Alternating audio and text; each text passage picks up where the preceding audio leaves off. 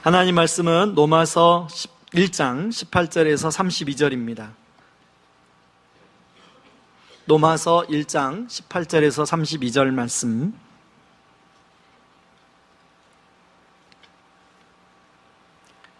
제가 먼저 읽겠습니다.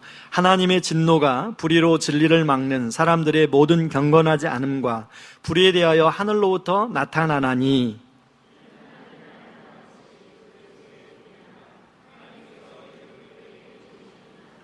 창세로부터 그의 보이지 아니하는 것들 곧 그의 영원하신 능력과 신성이 그가 만드신 만물에 분명히 보여 알려졌나니, 그러므로 그들이 핑계하지 못할지니라. 하나님을 알되 하나님을 영화롭게도 아니하며 감사하지도 아니하고 오히려 그 생각이 허망하여지며 미련한 마음이 어두워졌나니. 잠깐요. 우리 잠옷실에서 예배 드리는 분들이 계실 텐데요, 우리 잠옷실도 함께 따라 했으면 좋겠습니다. 제가 22절 읽습니다. 스스로 지혜 있다 하나 어리석게 되어 썩어지지 아니하는 하나님의 영광을 썩어질 사람과 새와 짐승과 기어다니는 동물 모양의 우상으로 바꾸었느니라. 그러므로 하나님께서 그들의 마음의 정욕대로 더러움에 내버려 두사 그들의 몸을 서로 욕되게 하셨으니, 이는 그들이 하나님의 진리를 거짓 것으로 바꾸어 피조물을 조물주보다 더 경배하고 섬김이라. 주는 곧 영원히 찬송할 이시로다. 아멘.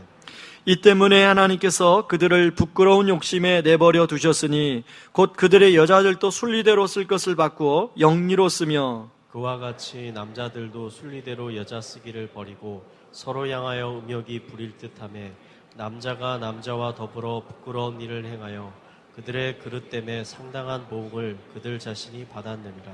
또한 그들이 마음에 하나님 두기를 싫어하며 하나님께서 그들을 그 상실한 마음대로 내버려 두사 하나 합당하지 못한 일을 하게 하셨으니, 곧 모든 불의, 추악, 탐욕, 악의가 가득한 자요, 시기, 살인, 분쟁, 사기, 악독이 가득한 자요, 수군수군하는 자요, 비방하는 자요, 하나님께서 미워하시는 자요, 능욕하는 자요, 교만한 자요, 자랑하는 자요, 악을 도모하는 자요, 부모를 거역하는 자요, 우매한 자요, 배약하는 자요, 부정한 자요, 무자비한 자라. 그들이 이 같은 일을 행하는 자는 사형에 해당한다고 하나님께서 정하심을 알고도 자기들만 행할 뿐 아니라 또한 그런 일을 행하는 자들을 옳다 하느니라. 아멘.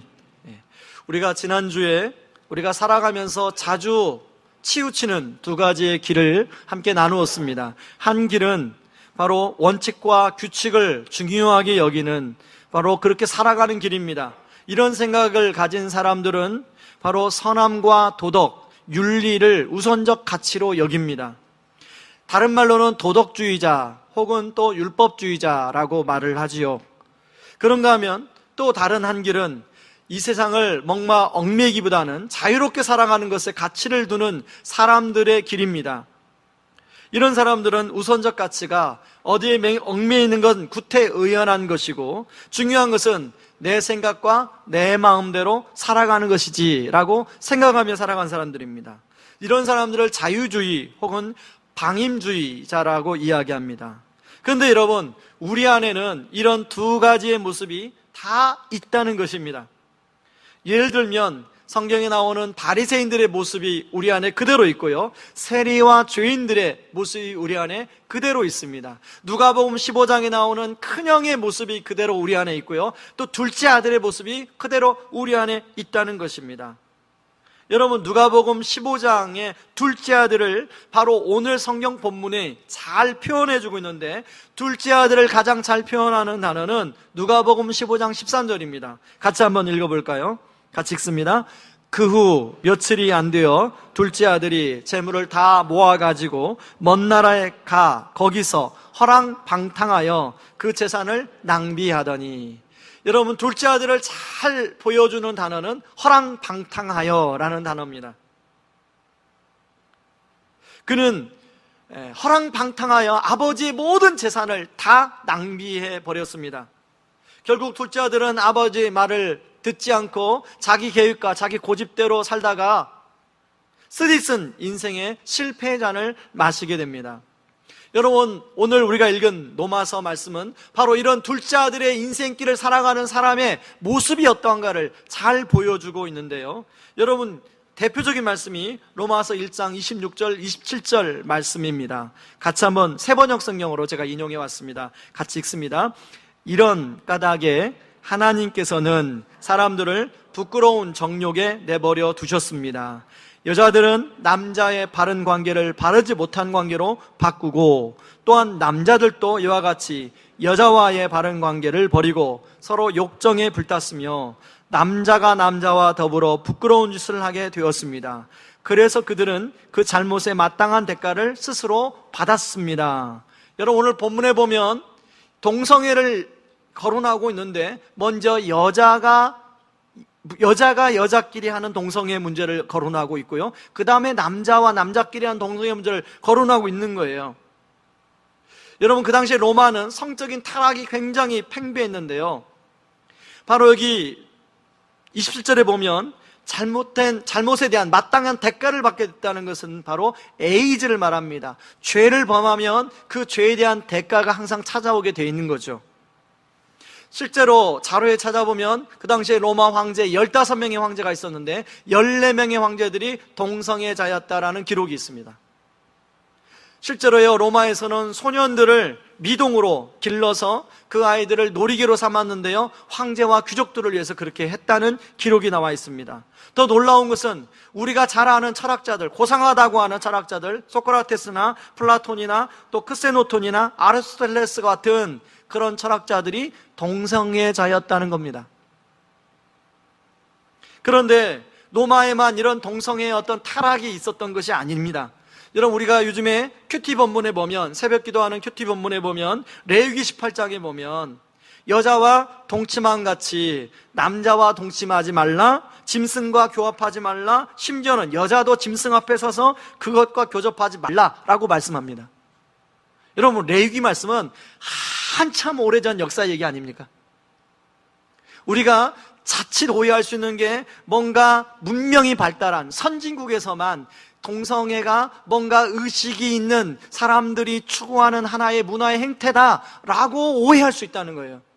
그러나 그런 것이 아니라 죄악이 극도로 타락하면 나타나는 것이 성적 타락이요, 그 중에 하나가 동성애라는 겁니다.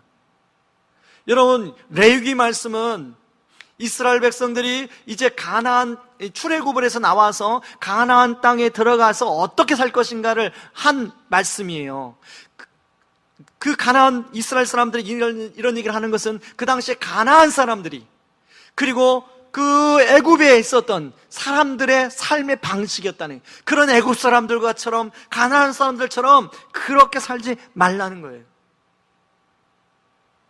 이런 차원에서 여러분, 우리가 살고 있는 사회가 어떻습니까? 몇 년 전만 해도 시청 앞에서 동성애자들의 집회를 하게 되면 몇몇 무리들의 집회라고 그렇게 치부를 했습니다. 그런데요, 지금은 그 집회가 전국적으로 확산이 됐어요. 10월 21일 날 아까 저한테 카톡이 들어왔더라고요. 광주에서 또 동성애자들이 집회를 한다는 겁니다. 예전에는 TV에 연예인이 동성애자다 그러면 TV에 더 이상 나올 수 없었습니다. 근데 지금은 아주 커밍아웃을 하게 되면 용기 있게 박수를 쳐주는 분위기가 돼버렸어요. 그리고 오히려 그런 것들에 대해서 부정적으로 얘기하면 차별하지 말아라, 이런 식으로 말합니다. 그래서 마치 그렇게 부정적으로 말하면 민주시민이 아닌 것처럼, 의식이 없는 사람처럼 그 생각하는 분위기가 지금 우리가 살아가는 사회 분위기예요. 아예 그런 것은 성적 취향이니 인정을 해줘야 된다, 이런 사회적 분위기가 형성이 되고 있습니다. 심지어는 국회에서조차도 동성애 결혼 합법화를 매년마다 이슈로 올리고 있습니다. 한 번은 저희 집에 이 둘째는 상당히 개방주의자입니다. 이 둘째가 와가지고 아빠 오늘 토론 시간에 토론을 했는데요, 제가 깜짝 놀랐어요. 그러는 거예요. 무슨 토론을 했길래 네가 깜짝 놀라니? 아마 선생님이 의식적으로 주제를 동성애를 가지고 아마 토론을 시켰나 봅니다. 그런데 저희 집 아이와 다른 한 여자아이만 동성애에 대한 반대 의견을 표력했고, 나머지 아이들은 다 동성애에 대한 지지하는 토론을 벌였다는 거예요. 여러분, 저희 집 둘째는 상당히 굉장히 개방주의, 만나보면 아는데요, 굉장히 개방주의적입니다. 그런 아이가 깜짝 놀랄 정도로 지금 우리 자녀들의 세대에 성적인 어떤 이 개방의 문화가 우리가 생각하는 것보다 훨씬 더 깊이 들어와 있습니다. 여러분, 요즘에 청소년들은요, 저희 둘째 하는 얘기입니다. 혼전성결 이런 말을 쓰지 않는다는 거예요. 혼전주의냐 혼후주의냐 이해하시겠습니까? 제가 처음에는 자기는 혼후주의자라는 거예요. 저한테 와서 야, 혼후주의가 뭐냐 물어봤더니 아빠, 결혼 후에 성관계를 한다는 거야. 결혼 전에는 아무리 사랑해도 성관계를 안 하는 거야. 그게 혼후주의야. 그래서 자기 동창들 쭉 만났는데 의왕고등학교에 있는 한 여자애만 혼후주의를 말한다는 거예요. 아빠, 나는 앞으로 그런 애를 만나야겠어. 생각이 바뀌었는지 모르겠습니다. 지금은 그게 1학기 한 6개월 된 얘기이기 때문에. 여러분, 2015년도에 간통죄가 폐지가 됐습니다.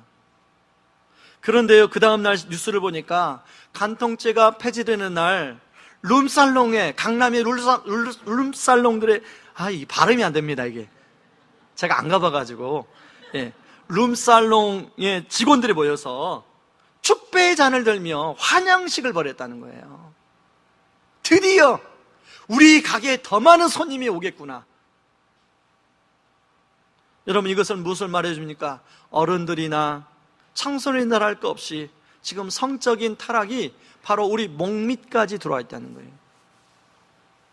그런데 이런 정욕에 빠진 삶은 그대로 끝나지 않습니다. 이것을 더 누리고 얻기 위해서요, 온갖 더러운 죄들로 가득 차게 되는데 29절에서 31절을 이야기하고 있습니다. 같이 한번 읽습니다.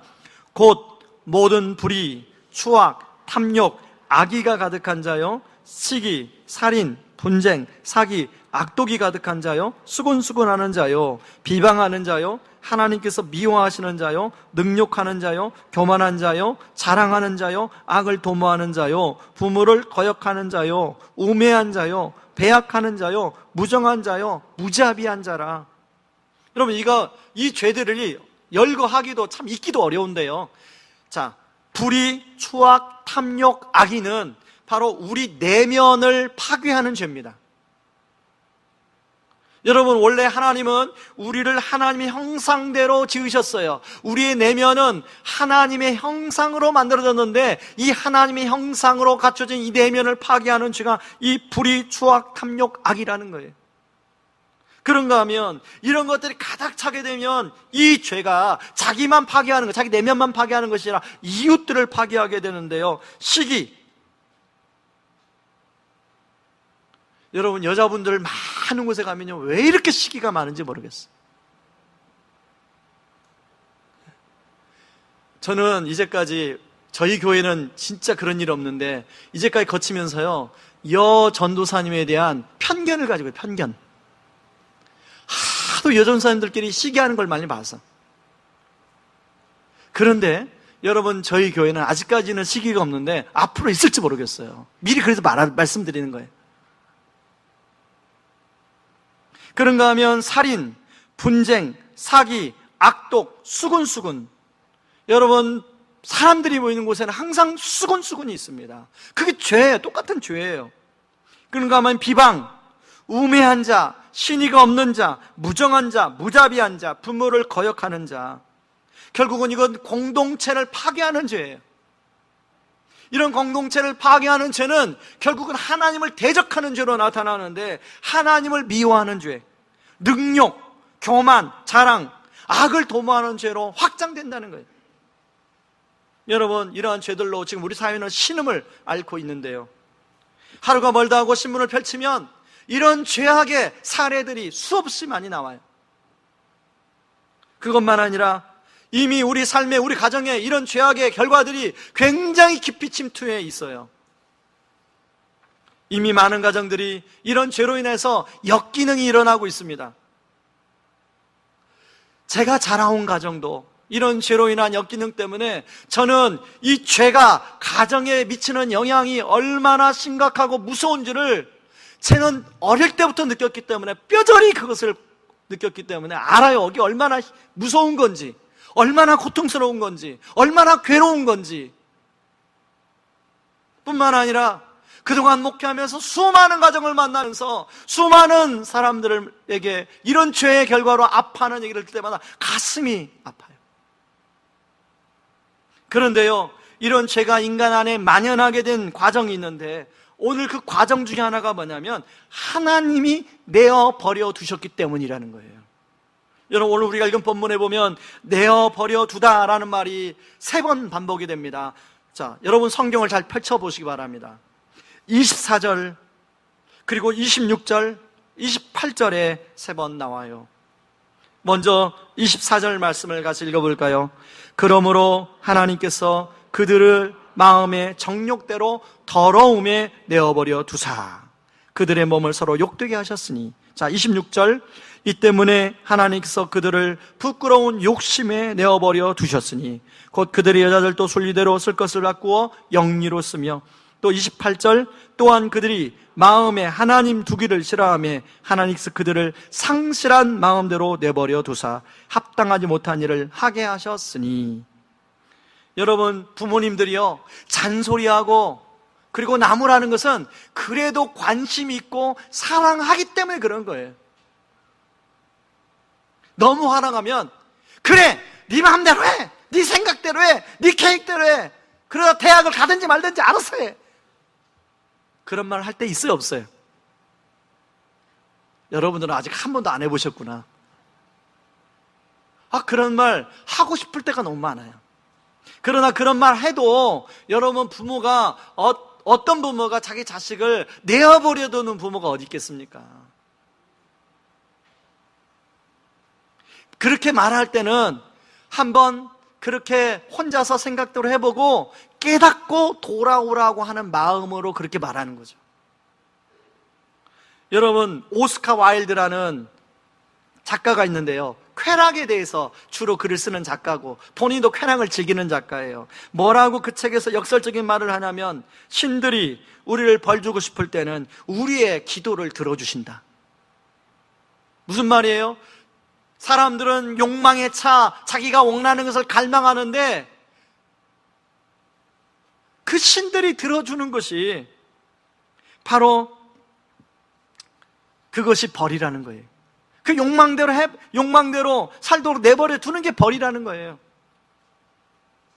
여러분, 다른 것이 하나님의 진노가 아니라 우리의 정욕대로 살고자 하는 대로 내버려 두는 것이 바로 하나님의 진노라는 것입니다. 여러분, 이렇게 살면 정말 행복할 것 같죠? 여러분, 우리 남자들, 중동에 있는 남자들처럼 아내 막 3명, 4명 데리고 살면 행복할 것 같죠? 저는 1명도 감당 못하겠어요. 2명, 성경에 보면 야곱이 레아와 라헬, 저는 그 성경 본문 읽을 때마다요, 야곱이 레아와 라헬 때문에 얼마나 스트레스를 받았을까, 그 가운데 사이에서. 여자들 많은 사이에서 있어 보세요. 그게 얼마나 괴로운 건지 알아요. 그래서 괜히 중동의 남자들 부러워하지 마세요. 또 부러워하실 분 계실지 모르겠습니다. 여러분, 그렇게 쾌락의 상태로 내버려 두면요, 사람은요 점점 더 자극적인 것을 구하게 돼 있어요.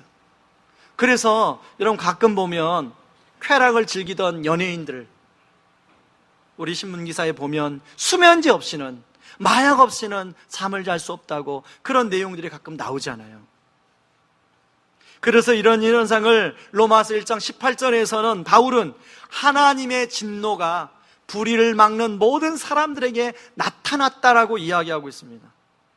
어떤 사람은 아니, 사랑의 하나님인데 어떻게 하나님이 진노할 수 있어요? 라고 말할 수 있어요. 사랑하기에 진노하는 거예요. 왜냐하면 아무리 말을 해도 말을 안 들으니까 그냥 내버려 두는 거예요. 예? 내버려 두었다가 깨닫고 돌아오도록. 그래서 오늘 이 하나님의 진노는 사랑의 표현입니다. 여러분, 그런데 사람들은요, 하나님의 메시지를 듣고 내버려 두었다가 깨닫고 누가복음 15장에 나오는 둘째 아들처럼 돌아올 수도 있어요. 그러면 할렐루야죠. 그러나 안 돌아올 수도 있습니다. 여러분 폼페이라는 도시 아시죠? 로마의 대표적인 휴양 도시였습니다. 해변이 아름다워서, 산이 아름다워서 로마의 군인들과 그리고 로마의 귀족들의 휴양지로 삼았던 도시였어요. 그리고 거기에는 온갖 로마의 문명들을 거기다가 다 심어 놓았어요. 그랬던 폼페이가 하루아침에 화산이 폭발해서 거기에 있는 수많은 사람들이 다 죽었어요. 그리고 도시가 화산재로 다 덮였어요. 1950년도 초반에 우연히 수도관을 묻다가 폼페이라는 도시가 있다는 것을 발견하게 됐어요. 그 발굴자가 써놓은 글에 보니까요, 그 당시의 모습을 이렇게 표현하고 있습니다. 사람들은 너무나 불쌍한 모습으로 굳어져 있었다. 어머니들은 숨이 막히기 전에 힘껏 아기를 감싸 안고 있었고, 어떤 이는 금부치를 꽉 움켜쥔 채 돌더미에 깔려 있었다. 어느 집 문턱에서는 젊은 여자 둘이 집 안으로 들어가 귀중품을 꺼내려고 망설이는 몸짓으로 굳어 있었고, 한 집에서는 장례식을 치르고 있었던 듯 문상객들이 삥 둘러 앉은 그대로 자신들의 장례식에 참석해 있었다. 여러분, 이런 자연시해를 하나님의 진노라고 말하기는 다소 무리가 있지만, 어떻든 그 당시에 모든 길은 로마로 통한다, 팍스 로마라고 외쳤던, 그래서 멸망하지 않을 것 같은 로마가 역사 속에 사라졌습니다. 많은 사람들은 로마가 멸망한 이유가 여러 가지 있다고 말하지만, 바로 이런 부패와 성적 타락 때문에 로마가 멸망했다고 말하는 사람 많아요. 그래서 오늘 18절 말씀대로 하나님의 크고 작은 진노가 이미 여러분 우리 가정 안에, 그리고 우리 삶 안에 일어나고 있어요. 여러분, 그동안에 우리가 지은 죄, 그리고 우리 부모가 지은 죄 때문에 우리가 그 죄의 고통을 겪고 있어요. 그리고 우리가 지은 죄 때문에 우리 자녀들이 그 죄의 고통 가운데 있을 수 있어요. 바로 이것은 하나님의 진노가 나타나는 거예요. 그러나 이런 크고 작은 진노뿐만 아니라 앞으로 결정적인 진노의 심판이 있는데요, 우리 주님이 머지않아 다시 오실 때 이 땅에 그 심판이 임하게 될 것입니다. 그렇다면 이렇게 로마서에서 바울이 하나님의 진노하심을 말씀하는 이유가 뭘까요? 바울은 한 사람도, 로마의 교회 성도들이 한 사람도 이런 하나님의 진노하심을 당하지 않고 진노하심에서 피할 수 있었으면 좋겠다 말씀하는 거 아닐까요? 저는 그래서 오늘 하나님의 진노하심을 어떻게 하면 피할 수 있는가? 첫 번째는 영적인 진단을 먼저 받는 것이 중요합니다. 여러분, 병원에 가면, 어디가 아파서 먼저 가면 먼저 치료하기 전에 먼저 진단을 합니다. 엑스레이를 찍어보고 피검사를 하고 소변검사를 하고, 그 다음에 CT를 찍고 MRI를 찍고 이런 진단을 먼저 해요. 여러분, 우리는 하나님의 형상대로 만들어진 인간이에요. 그리고 하나님께서 모든 피조세계를 잘 다스리도록 우리에게 맡기셨어요. 그리고 하나님 나라를 이루고 하나님의 문화를 이루도록 만드셨어요. 그게 하나님의 문화명령이라고 말씀드렸습니다. 그리고 모든 피조세계 안에 하나님을 알만한 것들을 하나님이 만들어 놓으셨대요. 그래서 창조한 피조물을 봐도 하나님이 만드셨구나, 누구나 알 수 있어요. 그래서 공동번역 성경은 19절 20절에 이렇게 나와 있습니다. 공동번역 성경으로 같이 한번 읽어봅니다. 사람들이 하나님께 관하여 알만한 것을 하나님께서 밝히 보여주셨기 때문에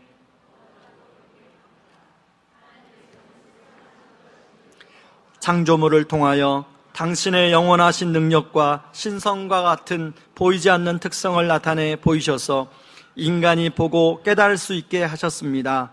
그러니 사람들은 무슨 핑계를 대겠습니까? 가끔 성도님들 가운데, 목사님, 예수님이 이 땅에 들어오기 전에 우리 선조들은 과연 천국에 갔을까요? 지옥에 갔을까요? 아니, 또 한 가지, 하나님, 복음이 들어가기 전에 그 죽은 사람들은 과연 천국에 갔을까요? 지옥에 갔을까요? 라고 묻는 분들이 계세요. 근데 그럴 때마다 저는 이 성경 본문을 같이 나눕니다. 그리고 구원의 문제는 우리가 판단할 문제가 아니다. 만약에 이 말씀대로 그분이 이 피조세계를 보고 창조주 하나님을 기억하고 경배했다면 하나님이 알아서 했을 것이다. 그렇게 하고 말씀합니다. 여러분, 우리 하나님은 분명히 성경에 보면 공평하신 하나님이에요. 사랑이 많으신 하나님이에요. 그러나 죄, 자기중심성, 하나님 상관없이 자기 마음대로 살려고 하면 여러분, 하나님은 깨닫고 돌아올 수 있도록 진노하시는 하나님이세요. 그런데 오늘 성경에 보니까 사람들이 자신들의 불의로 진리를 막아서 마음에 하나님 두기를 싫어했대요. 불경건과 불의에 빠졌다고 나오는데요, 여러분, 여기 불경건은 ungodliness입니다. 이것은 하나님 없음이에요. 하나님 없음. 역사 속에 하나님의 흔적을 다 지워버렸어요. 과학계의 모든 하나님의 흔적을 지워버렸어요. 하나님 없음이에요. 이건 하나님과 우리의 수직적인 관계예요. 이런 하나님 없음은 하나님과의 수직적인 관계가 이제 인정하지 않으니까 불의를 행하게 돼요. 불의. 사람들에게 불의를 수평적으로 죄를 짓게 돼요, 인간이. 여러분, 제가 예전에 제자 훈련했던 분 중에 화학 분야에 박사 학위를 받고 우리나라의 고위 공무원이 있었던 분이 있습니다. 이분은 저한테 와서 어떻게 말씀하냐면 굉장히 참 까다로운 훈련생이었어요. 굉장히 똑똑하셔서 까다로운 훈련생이었는데, 목사님, 제가 어떻게 하나님 만난지 아십니까? 저는 미국에서 공부할 때 실험실에서 하나님을 만났습니다. 목사님 딸하고 결혼했어요. 목사님 딸하고 결혼했는데 신앙이 없어요. 그러니까 아내만 교회를 나가고 본인은 안 나갔어요. 그런데 과학실 실험실에서 도저히 실험하다가 안 되는데 이건 하나님 없이는 해결이 안 될 수 있다는 어떤 결론을 이 사람이 경험을 하고 그 자리에서 무릎을 꿇었다는 거예요. 하나님이 계시는군요. 그분이 하는 얘기가, 목사님, 하나님 없다고 하는 어떤 누구도 자기한테 데려오면 자기가 다 설득할 수 있습니다. 그렇게 말씀하더라고요. 여러분, 21절에 보면 사람들이 하나님을 모르는 게 아니에요. 하나님을 알아요. 하나님 계시다는 거 알아요. 그렇지만 하나님을 영화롭게도 아니하고 감사하지도 아니하고 생각이 허망해져서 마음이 어둠으로 가득 차서 하나님을 없애버린 거죠. 스스로 지혜롭다고 생각하나 어리석게 되어서 썩어지는 하나님의, 썩지 않는 하나님의 영광을 썩어지는 짐승과 버러지와 각종 형상으로 바꿔버렸어요. 이렇게 한 이유는 하나님, 창조주 하나님을 인정하면 창조주 하나님의 말씀을 따라야 되거든요. 자기 마음대로 살지 못하거든요. 자기 생각대로 할 수 없거든요. 그래서 창조주 하나님만 지우면 마음껏 살 수 있기 때문에 이렇게 한 거예요. 여러분, 여기 나오는 우상들은 사실 문화마다 다양하게 나타납니다. 일본에 가면요 600만 개의 신이 있어요. 아주 자그마한, 우리가 볼 때는 그냥 인형인데 그게 우상이에요. 그런가 하면 태국이나 홍콩이나 동남아시아 같은 데 가면은 여러분 식당에 가보면 그 우상을 섬기는 그 신주 우상 제단이 있죠. 이건 문화마다 우상이 다 다르게 나타나요. 여러분, 우리나라 옛날에 지하 대장군, 지하 여장군, 그것들이 나무로 세워놓고 그것들이 우리 동네를 지켜준다고 그렇게 우리 선조들이 믿었어요. 그것도 어떻게 보면 우상입니다. 그런데요, 지금 분명히 문화가 달라졌어요. 지금 누가 지하 대장군이, 지하 여장군이 여러분 집을 지켜줍니까? 그걸 믿는 사람이 있습니까? 안 믿어요. 요즘에 대학에 심어놔요. 왜? 우리 전통을 보존하자. 그럼 밤에 일어나서 그걸 잘라요. 그러고 나서 야, 나는 승리했다. 그게 승리입니까? 그 승리 아니에요. 여러분, 그걸 자르면 전도가 안 됩니다. 기독교는 문화를 이해하지 못한다고 전도가 안 돼요. 오히려 전도가 막힙니다. 오히려 그런 것들은 문화적으로 존중해주고 진짜 제거해야 될 것은 우리 마음 안에 있는 우상들을 제거해야 되는 거예요. 여러분, 우리 마음속에 있는 우상, 인정의 우상, 안정의 우상, 성공의 우상, 통제의 우상, 쾌락의 우상, 끊임없는 우상들이 수없이 많아요. 그래서 팀 켈러는 센터 처치라는 책에서 우리 마음은 우상을 만들어내는 공장이다. 인정의 우상이 들어왔다가 인정의 우상이 빠져나가면 안정의 우상이 들어왔다가 빠져나가고 통제의 우상이 들어왔다 빠져나가고 수없이 많은 우상들이 만들어지는 우상 공장이에요. 바로 그래서 성경은 여러분 육체의 할례가 중요한 게 아니라 마음의 할례가 중요하다고 구약 성경에도 신약 성경에도 동일하게 이야기하고 있습니다. 여러분 예레미야 4장 4절 말씀을 같이 한번 읽어보겠습니다. 같이 읽습니다. 유다인과 예루살렘 주민들아, 너희는 스스로 할례를 행하여 너의 마음의 가죽을 베고 나 여호와께 속하라. 그리하지 아니하면 너의 악행으로 말미암아 나의 분노가 불같이 일어나 사르리니 그것을 끌 자가 없으리라. 여러분 로마서 2장 29절 같이 읽어봅니다. 마음으로 유대인인 사람이 진정한 의미에서 유대인입니다. 그리고 율법이 아니라 성령을 따라 마음에 받는 할례가 진정한 의미의 할례입니다. 그런 사람은 사람이 아니라 하나님께로부터 칭찬을 받습니다. 여러분, 마음에 받는 할례가 중요하다. 24절에 보면 마음의 정욕이라는 말이 나오는데요, 이 정욕이라는 원어를 보면 에피투니아라는데 이 말의 뜻은 과도한 욕망이에요. 좋은 것을 구하는 과도한 욕망이에요. 더 풀었으면 여러분, 대부분의 사람들은 나쁜 것을 원하지 않습니다. 좋은 것을 원합니다. 승진, 좋은 겁니까? 안 좋은 겁니까? 여러분, 돈, 좋은 거예요? 안 좋은 거예요? 좋은 거죠. 예를 들면 우리가 있는 지금 옷, 이거 좋은 겁니까? 안 좋은 겁니까? 우리한테 유익을 주는 거죠. 좋은 거죠. 우리가 살고 있는 집, 굉장히 우리한테 필요한 겁니다. 그러나 이것들을 과도하게 구하게 되면 이런 과도한 욕망에 빠지게 되는 거예요. 그리고 이런 것들 구하기 위해서 우리 안에는 끊임없는 그런 마음속의 우상이 작동하기 시작하는 겁니다. 이것을 한번 맛보면요, 사람들은 더 많이 이것을 얻고자, 더 많이 누리고자 자기 마음대로 살게 되어 있어요. 그래서 자꾸만 이런 어떤 형상을 가지고 우상을 만드는 이유는 하나님은 통제할 수 없지만 이런 나무로 만든 것들은 자기 마음대로 할 수 있기 때문에, 그리고 자기 소원도 들어주기 때문에 이런 우상을 만드는 거예요.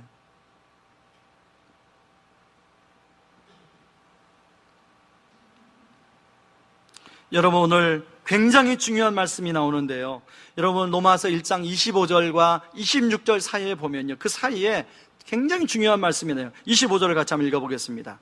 이는 그들이 하나님의 진리를 거짓 것으로 바꾸어 피조물을 조물주보다 더 경배하고 섬김이라 주는 곧 영원히 찬송할 이시로다. 여러분, 25절과 26절 그는 온통 죄악 이야기예요. 그러나 그 가운데 주는 곧 영원히 찬송할 이시로다. 여러분, 우리 원래 하나님은 하나님을 이렇게 찬송하는 존재로 만드셨단 말이죠. 그런데 하나님을 우리 마음속에서 제거하고 나니까 우리 마음 뭘로 가득 차게 돼요? 죄악들로 가득 차게 되더라는 거죠. 여러분의 가정에 음식물 쓰레기를 누가 버립니까? 저는 음식물 쓰레기를 가끔 버릴 때가 있는데요, 음식물 쓰레기를 버릴 때마다 제가 생각을 해요. 이게 음식으로 다시 만들면 어떻게 될까? 이걸 놓고 그냥 다 끓여버리면 어떻게 될까? 그걸 여러분 드실 수 있겠습니까? 하나님은 우리를 맛있는 음식을 그렇게 만들도록 만드셨지, 음식물 쓰레기를 거기서 먹고 살도록 만들지 않으셨다는 거예요. 그런데 여러분, 우리 마음의 모든 우상 공장들, 이거 다 음식물 쓰레기와 같은 거예요. 그 냄새 나는.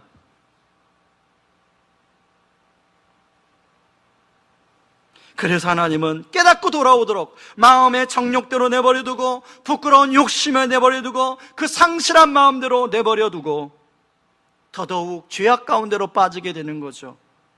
그러한 죄로 인한 고통이 인간들이 그대로 받아들이게 되어 있는 거죠. 저는요, 20대 초반에 끊임없는 질문이 하나 있었어요. 왜 우리 집은 이렇게 힘들고 어려울까? 도대체 어디서부터 문제인가? 저는 군대에 가서도 이 질문 꼭 던졌습니다. 하나님, 왜 우리 집은 왜 이렇게 힘들고 어려워요? 무엇이 문제입니까? 제가 거기서 답을 얻었어요. 성경에서 답을 얻었어요. 아버지가 인생을 마음대로 살아서요. 저희 아버지는 원래 다른 일을 하셨습니다. 그래서 이제 하나님 앞에 깨닫고 그 당시에 신학을 하려고 시골에서 논 한배미를 팔아서 서울로 올라왔어요. 근데 그때부터 다른 길을 가기 시작했어요. 자기 마음대로 살기 시작했어요. 물론 그렇다고 해서 막 어떤 쾌락을 하고 그런 삶이 아닙니다. 자기의 그냥 생각대로 하나님 원하시는 길을 가지 않았어요. 그때부터 저희 가정은 어려워졌던 것 같아요. 그래서 저는 기도 제목이 하나님, 우리 아버지 예수 믿게 해주세요. 그냥 예수 믿는 게 아니라 제대로 예수 믿게 해주세요를 20대 초반부터 제가 그걸 깨달은 때부터 기도했어요. 근데 아무리 해도 예수님을 안 믿으세요. 끊임없이 자기 고집을 피우세요. 그래서 지난주에 말씀드렸처럼 제가 신학교 들어갈 때, 신대원 들어갈 30살에 아버지가 예수를 믿게 됐어요. 그런데요, 51가 된 제가 지금 저를 보니까, 제가 그 아버지 위치에 올라와 있는데 저를 보니까 여전히 제 마음에 어떤 영역은 제 마음대로 하고 싶어하는 영역이 있는 거예요. 우리 아버지가 그렇게, 제가 우리 아버지를 보면서 그렇게 싫어하는 어떤 그 모습이 제 안에 여전히 있는 거예요. 여러분 안에는 어떻습니까? 여러분 안에 어떤 영역은 하나님, 이것은 터치하지 마세요. 이건 내 마음대로, 내 생각대로, 내 계획대로 하고 싶습니다. 그런 것이 있어요, 없어요? 그것은 반드시 음식물 쓰레기가 됩니다. 오늘 그 진노를 피하는 것은 바로 영적인 진단을 하고, 우리 가정이 부부가 이렇게 연합되지 않은 이유는 무엇인가? 영적인 진단을 해보세요. 어디서 문제인가? 이런 중요한 문제는 좋을 때는 좀 깨우세요. 여러분, 부부 그렇게 살면 안 되신다는 거 아시죠? 여러분, 부부끼리 그렇게 살면 안 돼요. 그게 사는 게 정상이 아니에요. 그건 죄악이에요, 죄악. 하나님은 원래 부부끼리 정말로 친밀하고 연합하고 행복하게 살도록 지으셨어요. 그런데 정으로 사는 거, 그거 아니에요. 근데 왜 우리 부부가 이렇게 됐나? 결혼할 때 안 그랬는데 왜 이렇게 돼? 첫 아이 낳고 나서도 안 그랬는데 왜 이렇게 되었는가? 영적인 진단을 하시기 바랍니다. 무슨 우상 때문에 이렇게 되었는가? 여러분, 오늘 예배 드리는데 혹시 은혜가 안 되는 분들은 한번 진단해 보세요. 내가 무엇 때문에 은혜가 안 되는가? 물론 거기에는 제가 제대로 말씀을 잘 준비하지 못해서 은혜가 안 될 수도 있지만, 여러분 자기 자신을 한번 진단해 보세요.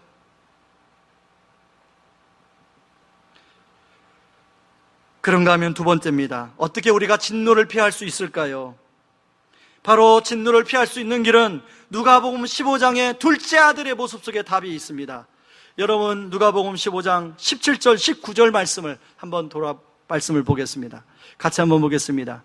이에 스스로 돌이켜 이르되 내 아버지에게는 양식이 풍족한 품꾼이 얼마나 많은가. 나는 여기서 주려 죽는구나. 내가 일어나 아버지께 가서 이르기를 아버지, 내가 하늘과 아버지께 죄를 지었사오니 지금부터는 아버지의 아들이라 일컬음을 감당하지 못하겠나이다. 나를 품꾼의 하나로 보소서 하리라 하고. 자, 이 둘째 아들 이에 스스로 돌이켜 인식을 했어요. 자기 인식을 했어요. 내가 일어나 아버지께로 갔어요. 여러분, 오늘 예배드리는 가운데 여러분이 일어나 하나님 아버지께로 돌아가는 은혜가 있기를 바랍니다. 다시금 아버지를 기억하는 거예요. 내 마음대로, 내 뜻대로, 내 계획대로 사는 것이 인생의 정말로 뜻은 실패의 잔을 마실 수밖에 없구나. 내가 나를 지으시고 나를 이끄시고 내 인생의 주관자 되시는 하나님 아버지께로 돌아가는 것, 그리고 그분의 통치 안에 들어가 그분의 뜻에 순종하는 것, 이것이 복이구나. 이걸 깨닫는 거예요. 여러분, 누가복음 15장에 돌아온 둘째 아들에 대해서 아버지가 어떻게 해주십니까? 품꾼의 하나로 살겠다는 아들에게 그 은가락지를 끼워주고 새 신발을 신겨주고 살찐 송아지를 잡아 온 동네 사람 불러다가 잔치를 베풉니다. 그런 아버지가 우리 하나님 아버지인 줄 믿습니다. 여러분, 다음 주가 새생명 축제인데 여러분, 정말로 다음 주가 하나님이 살진 송아지를 잡아 잔치하는, 그래서 그런 영혼들이 아버지 앞에 다시 나오는 그런 은혜가 있길 바랍니다. 여러분, 우리가 사는 길은 그 하나님 아버지 앞에 다시 들어가는 거예요. 그 하나님 아버지의 품으로 다시 찾아가는 거예요. 거기서 하나님 말씀대로 내 인생을 향한 하나님의 뜻이 보고 계획이 무엇이고 나를 어떻게 살기를 원하신가를 발견하는 거예요. 저는 요즘에 아주 똑똑한 젊은이들을 만나면 참 기분이 좋습니다. 의욕이 넘쳐요. 하고 싶은 계획이 참 많아요. 여러분, 그거 좋은 건가요? 안 좋은 건가요? 좋은 거죠. 그러나 대화를 하다 보면 그 자리에 하나님이 안 계셔요. 하나님의 어떤 개입이 전혀 들어갈 자리가 없어요. 다 자신의 계획으로 다 가득 차요. 저는 그럴 때마다 둘째 아들이 생각나요. 저렇게 살다가는 나이 40, 50 들어가면 분명히 후회할 날이 올 텐데, 인생이 내 뜻대로 내 계획대로 안 된다고 느껴질 때가 올 텐데, 그걸 몸으로 느끼기 전에 말씀으로 깨닫고 하나님의 개입을 인생 가운데 가져올 때 그것이 지혜로운 거 아니겠어요?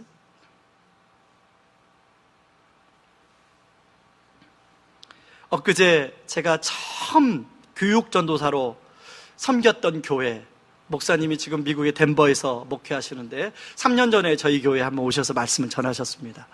이번에 미얀마 선교를 갔다가 한국에 잠깐 들려서 이제 한국에 만나고 싶은 분들, 또 찾아가고 싶은 고향을 좀 찾아가려고 이렇게 한 계획을 하셨나 봐요. 그래서 사모님 고향은 부산이어서 이제 주일날 예배 드리고, 지난 주일 예배 드리고, 이제 기차역 가까운데 호텔을 잡아놓고, 사모님은 부산으로, 목사님은 전남 해안이, 해남이 고향입니다. 해남으로. 그래서 모든 숙소까지 스케줄을 다 잡아놨대요. 근데 주일 예배 딱 마치고 오후에 목사님이 돌발성 난청이 찾아온 거예요. 바로 그러자마자 바로 병원에 입원했어요. 그래서 모든 호텔, 숙소, 만나야 될 계획 다 못 만나고 그냥 4일 동안 꼬박 금요일 날 출국이니까 꼬박 병원에 있다가 금요일 날 출국하셨어요. 그래서 제가 이제 퇴원하는 날 이제 목사님 뵙고 좀 따뜻한 식사 한 끼 대접하려고 찾아뵀습니다. 그랬더니 목사님이 하신 얘기가, 본인이 그렇게 다 계획을 잡았는데 그냥 하나님께서 귀 하나 딱 건드리니까 가장 좋은 호텔로 잡아놓고, 병원 호텔 잡아놓고 병원에서 하나님 말씀만 듣게 됐다는 거예요. 병원에서 뭐예요? 6인실에서 하나님 말씀만 듣게 됐다는 거예요. 저는 목사님을 교제하고 돌아오는 기간에 사람이 자기의 길을 계획할지라도 그 걸음을 인도하시는 분은 여호와 하나님이시라는 말씀이 떠오르더라고요. 여러분, 우리가 많은 것을 계획하지만 여러분, 그 걸음을 인도하시는 분은 우리 하나님 아버지인 줄 믿습니다. 여러분, 전도서 말씀을 하고 오늘 말씀 마무리하려고 합니다. 전도서 12장 1절을 같이 한번 읽어보겠습니다. 읽습니다. 너는 청년의 때에 너의 창조주를 기억하라. 곧 곤고한 날이 이르기 전에 나는 아무 낙이 없다고 할 해들이 가깝기 전에. 제가 젊은 날에 이 말씀 참 많이 읽었습니다. 창조주, 청년의 때에 창조주 하나님을 기억해야겠구나. 그런데요, 공동번역 성경을 읽고 이 뜻이 그런 뜻이 아니구나. 제 공동번역 성경을 같이 한번 읽어보겠습니다. 같이 읽습니다. 그러니 좋은 날이 다 지나고 사는 재미가 하나도 없구나 하는 탄식 소리가 입에서 새어나오기 전 아직 젊었을 때에 너를 지으신 일을 기억하여라. 꼭 청년의 때만 기억하라는 게 아니라 언제 기억하라는 거예요? 바로 지금이 하나님을 기억할 때. 그렇죠? 여러분, 사는 재미가 하나도 없구나 하고 탄식 소리가 입에서 새어나오기 전 바로 창조주 하나님을 기억하라는 거예요. 여러분, 이 하나님을 여러분의 아버지로 모시고 이 아버지 품에 살아가는 저와 여러분들 되기를 주님의 이름으로 축원합니다. 우리 같이 찬양하고 기도하겠습니다. 내 영혼은 안전합니다. 찬양입니다.